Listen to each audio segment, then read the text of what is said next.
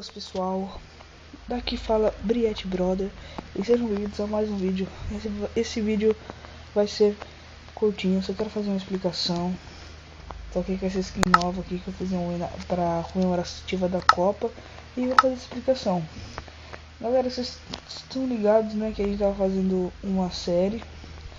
Eu coloquei só o primeiro episódio até agora e no dia que eu fiz o primeiro episódio eu gravei 3 episódios juntos.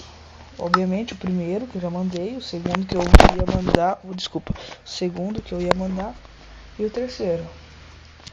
E sem querer, na hora que eu fui abrir para tentar fazer a gameplay de novo, né, com os brothers, eu excluí o mundo, o mundo do Skywars que eu baixei e apertei 2 vezes, excluí o mundo e o outro bagulhinho. Eu apertei confirmar 2 vezes.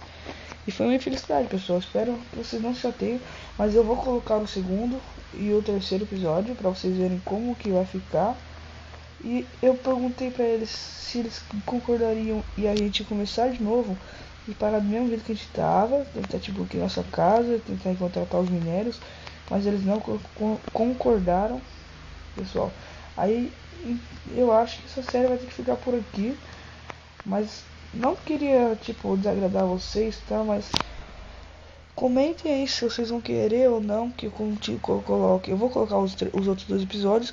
Se vocês comentem ou não que eu quero que faça esse esquema de continuar tudo. Que se eles não quiserem, eu vou tentar fazer outra série, beleza, galera? Eu queria só explicar isso mesmo. E quero que vocês me perdoem por esse erro. E avisar também que no próximo episódio eu vou ensinar vocês a mudar o seu inventário de fora do Minecraft, pelo mesmo programa que a gente usou para mudar do criativo para o survival. Beleza, galera? Espero que vocês tenham gostado da explicação que eu fiz pra vocês no chão. Valeu e desculpa pelo meu erro. E até a próxima. Comentem se vocês querem ou não que eu continue, porque eu vou tentar continuar com aquela série que vai ser importantíssimo pra gente, beleza? Valeu, galera. Fui. Saindo aqui, deixe seu like, que eu não sei se tá merecendo ou não esse like, caso do meu erro, mas espero que vocês entendam a minha parte e até a próxima. Fui.